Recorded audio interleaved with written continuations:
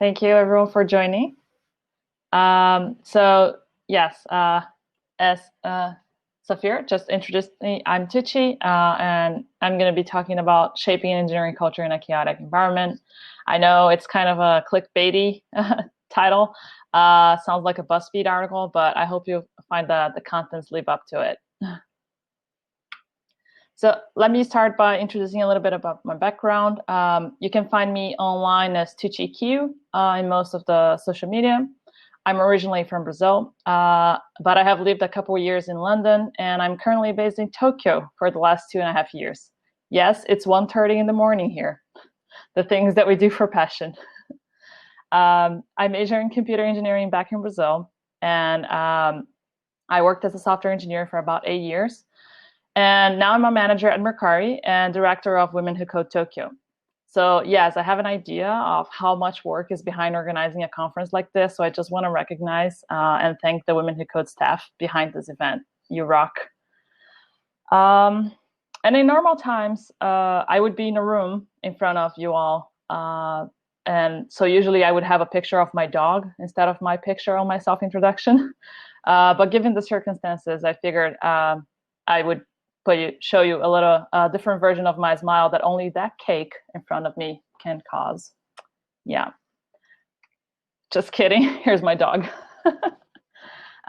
So this not only is my dog, but is a poster that I had made of my dog in an astronaut suit.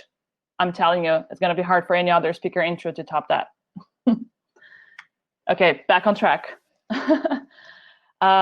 I recently moved teams at Mercury, but the story that I'm going to tell you today is from when I worked for a team named Engineering Office. So the Engineering Office team work on projects focused on organizational development and people growth across the engineering division.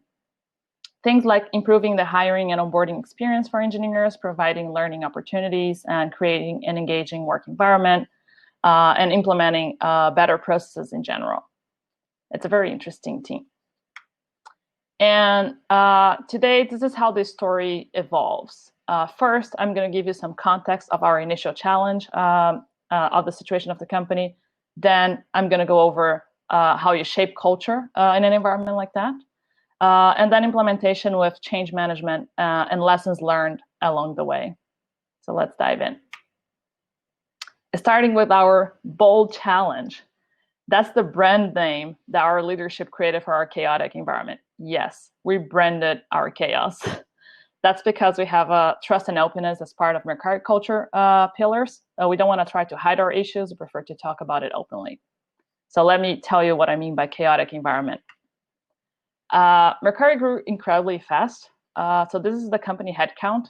And the last in 4 years, for example, the company headcount went up by almost like 5 times. It's crazy. And on top of that, Mercury decided to take on the mission to become a global company very seriously, to the point that we have more than 40 different nationalities, and most of it is in the engineering division, that is about 300 people. And I don't know if many of you know, but Japan and Eastern Asia in general have some of the most traditional and homogeneous culture in the world. And we have in the company people from almost all regions across the world, like all Americas, West, East, North Europe, Middle East, Africa, all parts of Asia. It's just like a lot. So the cultural differences are actually really present. On top of all that, there's a really high language barrier that exists in Japan. Did you know that less than 10% of Japanese people can speak business level English? And of course, the majority of foreigners in Japan also speak English as a second language. And of course, these percentages are larger at Mercury, but just giving you an overall picture of the challenge that we're talking about. And remember this graph? Well, let's see how Mercury's organization development evolved as well. That's right, it didn't. This was literally a slide in one of our CTO's presentations last year. So notice the hashtag, bold challenge indeed. And while creating and updating process may sound like straightforward, unless everyone in our organization is like that meme on the top, which I highly doubt, no matter how many documents and guidelines you make, people will not instantly change their behavior overnight. So what we're trying to do is not to create like just processes and guidelines. We're trying to define an inspiring culture that people like embrace and foster in their daily work. And that's the challenge. So how do you define culture in a large and diverse organization? And there's a spoiler alert. It's not by sticking your values on your cool office walls. So this, again, was the biggest challenge that we had. We noticed that the diversity that makes our engineering organization remarkable also brought these challenges. Like there was a lot of disagreements on how things should be done, what should be considered a priority from an engineering point of view, how to evaluate people and their contributions. So in one of our town hall meetings with the CTO and the VP of engineering, we were discussing about evaluation. And that's when I raised my hand and suggested that we needed to define more clearly what we want as an engineering organization. Like, what are the competencies that we value and the expectations for each level of engineer? And my suggestion was very well received. Actually, the CTO invited me to a Slack channel where him and some other senior members of the engineering division were starting a draft on the competencies that we considered most important for software engineers at Mercury. And when I was invited to that discussion, I was super excited. But I was like, well, having a diverse and large organization like ours, we were all afraid that if we defined everything behind closed doors, many people would not agree or feel included in the expectations they were setting. It's a very big change for the engineering division. So we wanted to involve more people and make this an open process and get a lot more feedback and opinions by working with the whole project in open Slack channels, having town hall meetings to get feedback, and etc. So that's what we did. And then, of course, it was really challenging to gather that many opinions and feedback while we were trying to move the project forward. But we figured that it was the only way that we could bring people, most of the people on board with us, and while making this huge decision on the way the engineers work. So after the first town hall discussions, the CTO nominated me to lead this project moving forward. And I was overwhelmed, but super excited to try. The first thing I noticed was that while trying to gather the attributes that we consider really important to define great engineers, we ended up creating a list that included like a lot of like broad behavioral attributes, like challenging with curiosity or continuous learning, but also specific expertise-based competencies, like building reliable systems and solving problems at the root. The list already had like 22 items, and the more feedback we received, the more we heard something else was missing. So then I was like, I do think we need to take a step back here and distinguish between principles, defining our mindset and our culture, and then competencies, which are skill-based expectations that will change for each level of engineering. So that's when I created this diagram to show them. So again, with the help of the CTO, I gathered a committee of about 10 engineering managers and senior engineers to become the official team driving the project. We compiled everything we had from town halls, company values, research on what other tech companies out there are doing. And I was also already interviewing several of the engineering managers and tech leads to understand more of their values as well. And with this diverse committee, we came up with the Mercury engineering principles, 9 items that can be understood and applied to any member of the engineering division, from a new grad to a VP. That's what we came up with. This was after a lot of iteration and a lot of discussion, but we mapped them under the company values: go bold, all for one, and be a pro. And we tried to define what we meant by each one of those. Then the next step was to map those principles into an engineering ladder, more like a matrix, but we ended up getting used to the word ladder. So we defined the levels of software engineering, and we tried to go a little bit deeper on what we expected for each level of engineer according to each principle on this matrix. This was a really long process that we did like several hours of staying in a meeting room, writing down those and reviewing each other's and then asking for feedback and etc. But a little bit more on that later.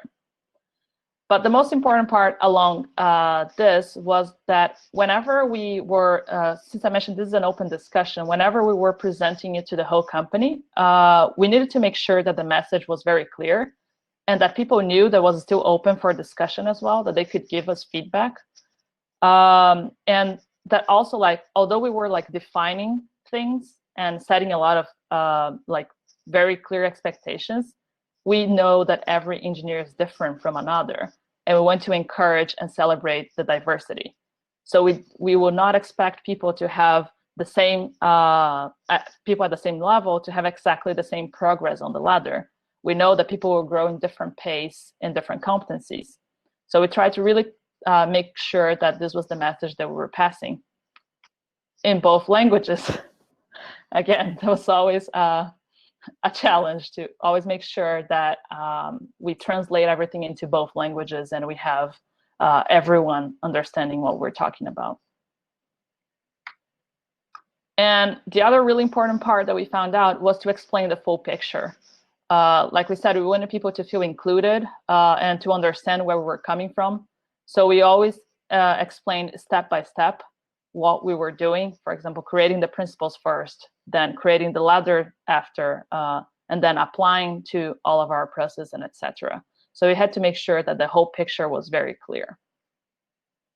And everyone understood the framework.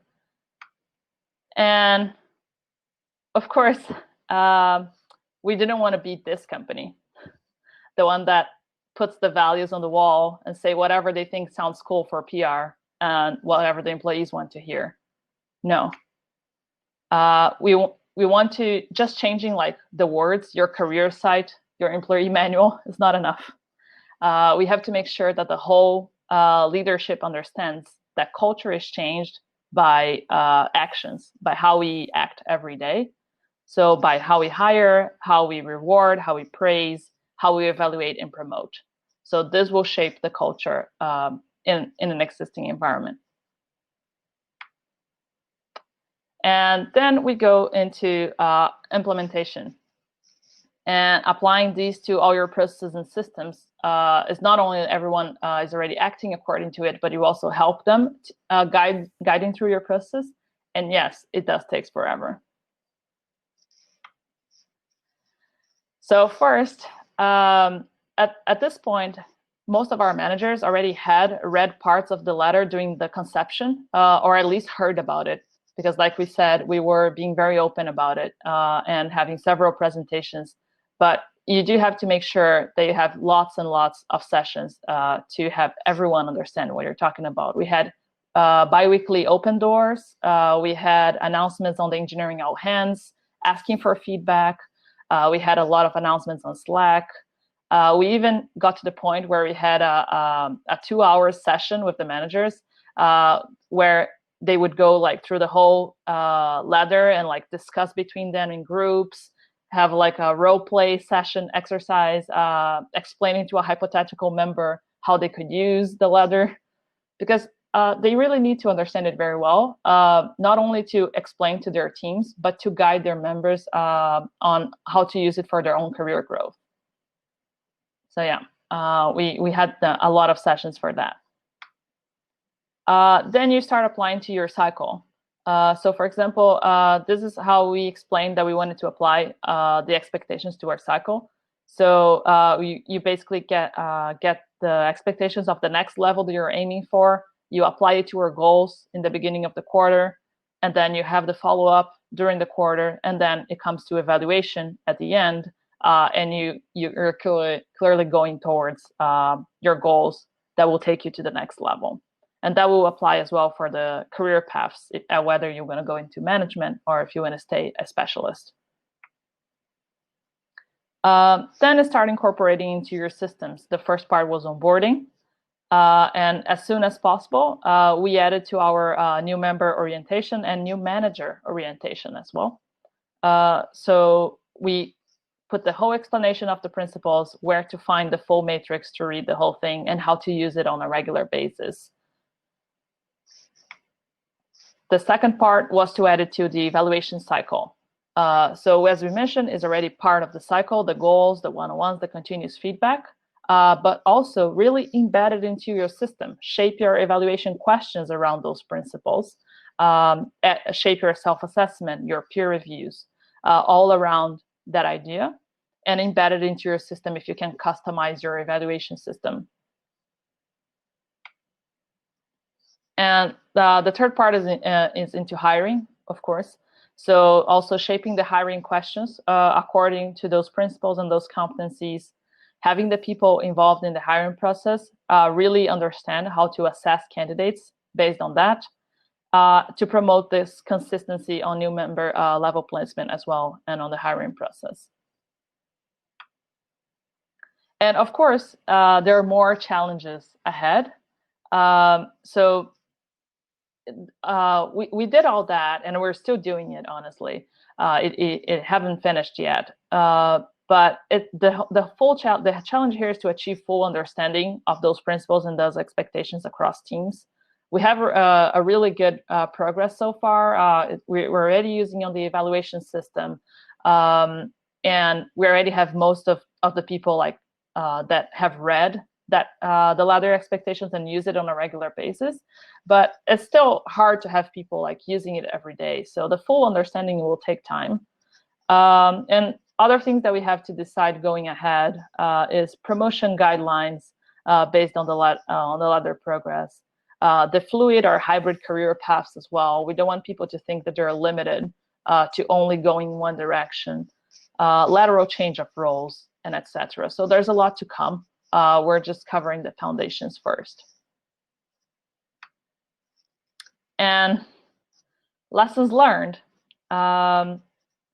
So we learned a bunch of lessons, some of them the hard way, some of them the good way.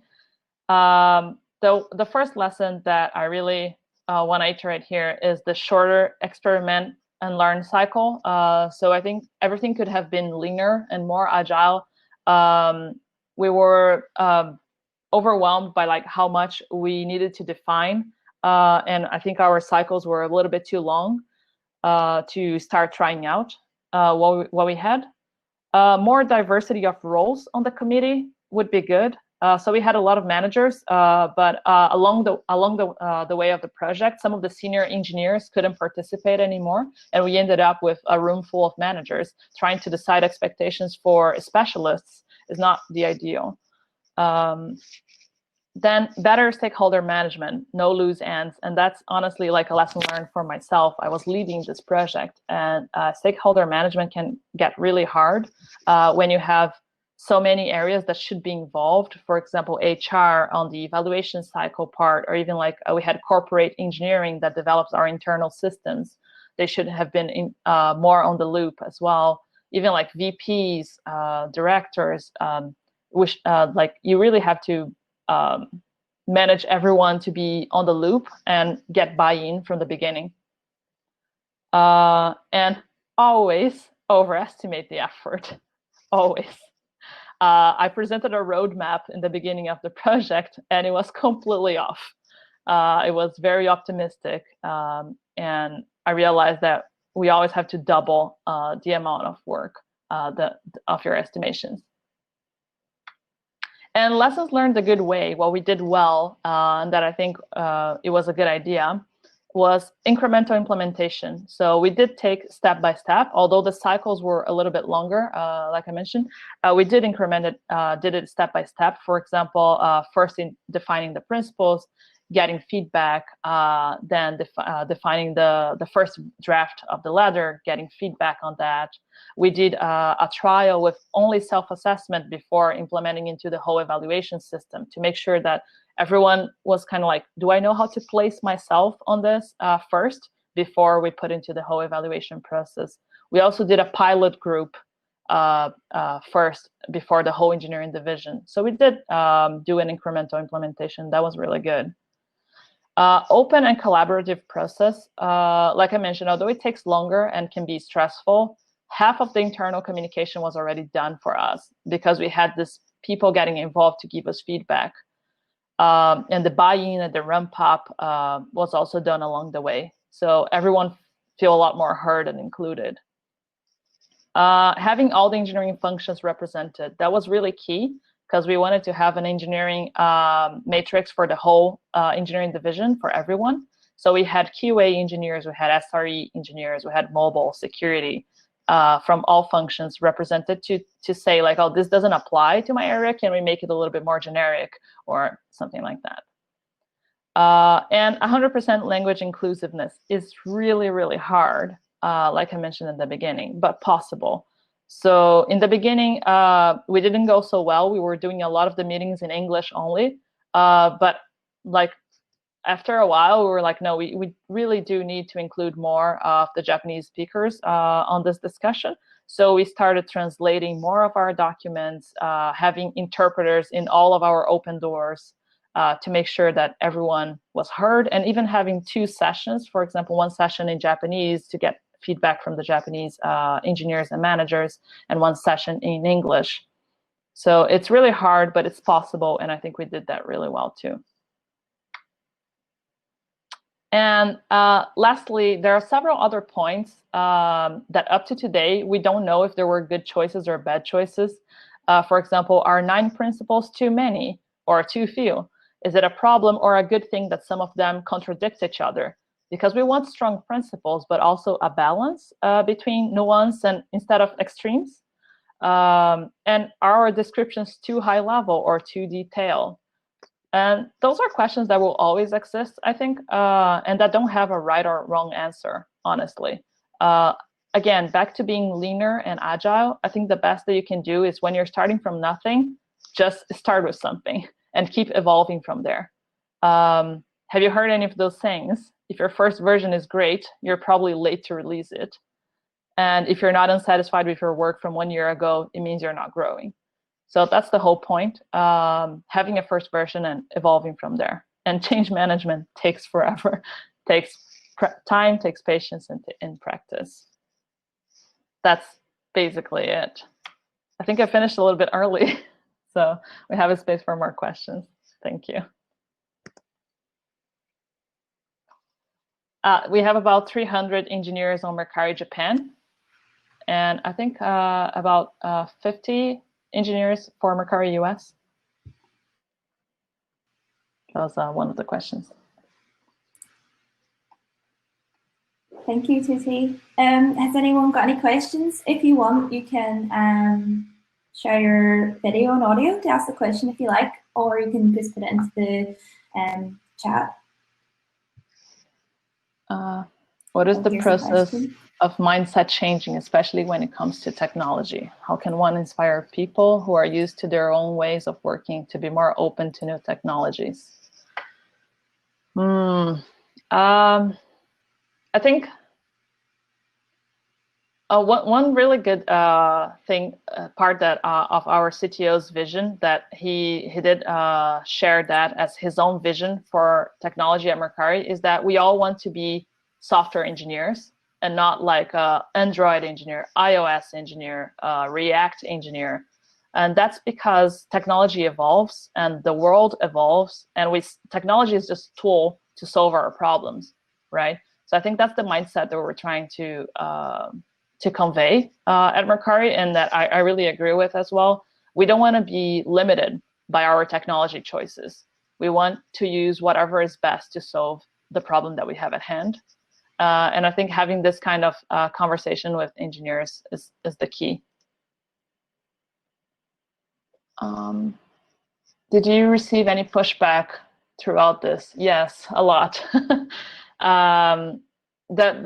There was 2 types of pushback. One was like, why are we defining so much, like being so detailed, like there's no room for, people were like afraid that there would be no room for subjectivity and like, just analyzing case by case. But we were like, no, we really need to do this to to ensure a more fair environment as well, and like less bias, and that everyone feels that there's a fair judgment on evaluation and everything. So in the end, despite the pushback, it went forward, and we also made sure that like our descriptions were not limiting, and like we mentioned, like that people could have different distributions along their matrix as well. So to make sure like there is some room here, there's room for diversity, there's room for people to be different, but we're also trying to put order in the chaos, you know. Can you talk about how you evolved from engineer to tech lead to program lead for learning and diversity? Yes, sure. So from engineer, I majored in computer engineering, so that was one of the most traditional paths there. But then how I became a tech lead, I think, was just being very proactive while I was an engineer, seeing the problems around me and being proactive in trying to solve them. For example, even on my previous company, we had a similar problem where engineers were not quite sure about their career paths, and I started the whole career path discussion. Or new engineers had a problem with onboarding, so I was like, oh, let's create an onboarding process or documentation. So getting involved in more of these things made people see me as like having this leadership impulse, and that's when I became a tech lead and later on an engineering manager. And the move to program lead, so that was because I was working for engineering office at Mercury, and engineering office was already basically a technical programs team. Then as the time went by, the company was like, okay, we really need to expand some of these programs company-wide and not only for engineering. So that's when I moved to people programs, that is my new team. And we have under people programs, diversity and inclusion, learning and development, and global outreach as well. So that was the path there. This was a fantastic presentation. Thank you. And then thanks for the presentation. Wondering if you were given time to specifically work on this project, or were you expected to do your regular job 100% while working on this? So this is a very good question. Originally, this was not my scope. It was not my official project. It was just like we said, like a discussion going on with the CTO and a few members. But after that town hall meeting, when I raised my hand, I was like, why don't we do this? And I gave some suggestions and some examples. Then the CTO was like, okay, this needs to be a project, and it needs someone leading it. And that's when he nominated me. And when that happened, that became my official assignment. And that I was like managing a team and working this as my my project. But the committee of people who were involved, they were assigned 20% of the time. So we did have to like go into agreement with their managers, directors, and VPs, saying like this person is going to be 20% of the time helping on this. Which sometimes, depending on the manager on the team, could become 120% kind of work style, which I really don't support. So yeah, we did have partial assignment, but we tried to get buy-in from the leaders on that. How do you convince management to prioritize initiatives such as what you worked on at Mercury? So I guess showing them how big of an impact it's causing in the company. So this initiative came out of a lot of people complaining, honestly. It came out of these town hall meetings were basically a complaint session. People started like, the evaluation process is unfair, or we have no direction, or there's a lot of conflict on the teams. We started seeing a lot of dissatisfaction on the employee survey. So I guess the numbers and the noise from the employees was what made leadership prioritize this. And I think that's usually one of the ways that you can go about it. So if you have an employee survey at your company, you can show how it's impacting motivation, retention, or things like that. From the time you started running this initiative, was there a moment or several moments you felt like giving up? Can you talk about those moments and how you overcame those? Yes.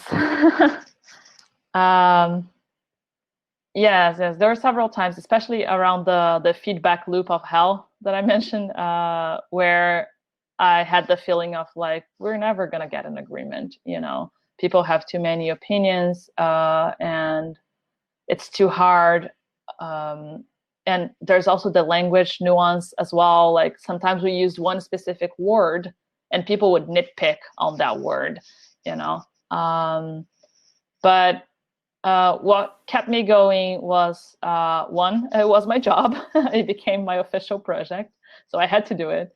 And two was the support from the people that were really involved in the project. So that committee that we made with the engineering managers and tech leads, that was a really supportive group. Everyone involved there were there because they really wanted to, and they really believed on it. So that group was also what helped it to keep going. And the other thing was that the CTO, the leadership, was really, really supportive. So the CTO put this as one of the engineering goals, like the vision-wide OKR. And he was always asking us, like, can we present the progress every 3 months on our all hands? Can we discuss this on our engineering manager's offsite? So he made it a very important topic that also kept us with energy to keep going.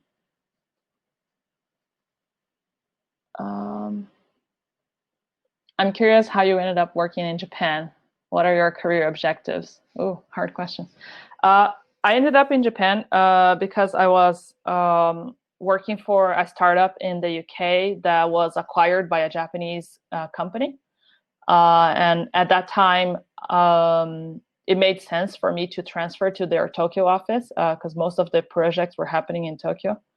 So that's when I moved to Tokyo to work for that company. But 1 year after, I switched jobs, but I had already fell in love with Tokyo, and then I changed to Mercury. I didn't want to leave Japan, so I ended up staying.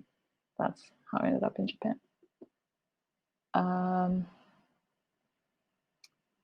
Kudos to your CTO and other management for recognizing these were issues, and making time for people. Yes, exactly. I agree. This is very, very important to have leadership buy-in. How did you measure progress as you implemented changes?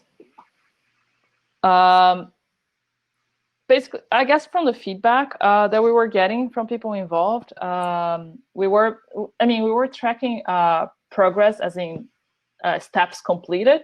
For example, we finished the principles, we released it, we announced on the engineering all hands, or then we defined the matrix and we had the first draft, the second revised version.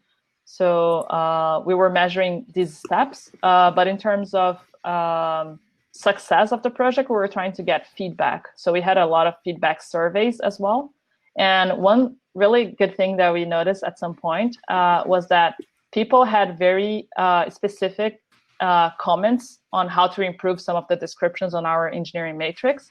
And then we were like, oh, that means that we're not completely off track. If they're nitpicking on this small detail, it's because the overall idea is good, right?